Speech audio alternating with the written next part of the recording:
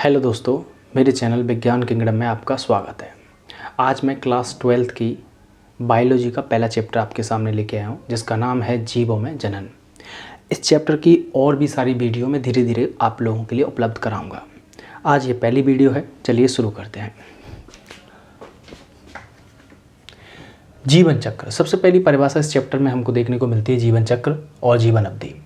दोनों ही लगभग एक दूसरे के बहुत ही समरूप शब्द होते हैं, जैसा कि डेफिनेशन में मैंने लिखा है। वास्तव में जीवन चक्र और जीवन अवधि एक दूसरे के लगभग समरूप हैं, मतलब समान हैं।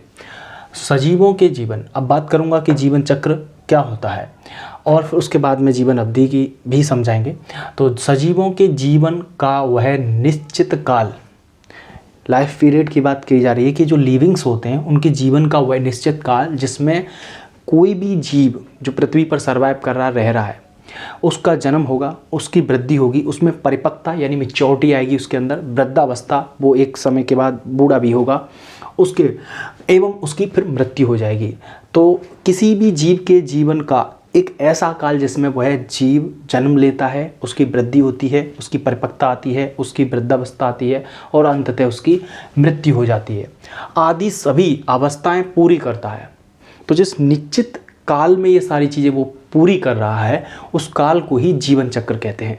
ये तो हो गई जीवन चक्र की परिभाषा, ठीक है। और जिस निश्चित अवधि में यह चक्र पूरा होता है, या यह जीवन पूरा होता है, या यह जीवन चक्र पूरा होता है, उसको ही क्या कहेंगे? जीवन चक्र कहेंगे, लाइफ साइकिल कहेंगे। यानी कि जिस सफिशेंट पीरियड के अंदर ये सारी की सारी प्रोसेस पूरी हो जाती हैं, उसी चक्र को उस काल को जीवन चक्र कहते हैं। चक्र में दो अवस्थाएं पाई जाती हैं।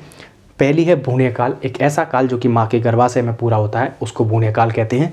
और जन्म के बाद का वह समय, यानी कि जब गर्भाशय काल पूरा हो जाता है, उसके बाद किसी भी जीव का जन्म होता है।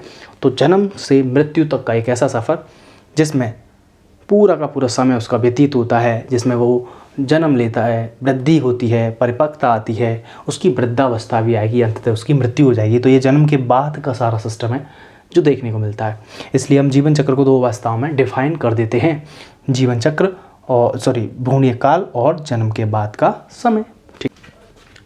जीवों में जनन, रिप्रोडक्शन इन ऑर्गेनिज्म, उसमें आगे देखिए अब विभिन्न जीवों का जीवन काल। हर जीव का जीवन काल अलग अलग होता है, कोई भी जीव एक जैसा नहीं जीता, सब जीव अलग अलग अवधियों के अकॉर्डिंग जीते हैं, ठीक है। तो जैसे मे फ्लाई नाम की मक्खी जो है वो 24 घंटे तक जीवित रहती है। इसी प्रकार से सिल्क मॉथ जो रेशम का कीड़ा होता है वो 2 से 3 दिन तक जीवित रह पाता है। अब बात करें चूहे की, तीसरे नंबर पे 3 से 5 साल तक जीवित रहता है। इसके बाद हमिंग बर्ड जो कि बहुत ही स्मॉलेस्ट बर्ड होती है, बहुत छोटी चिड़िया होती है, वो कम से कम 8 साल तक जीवित रह पाती है।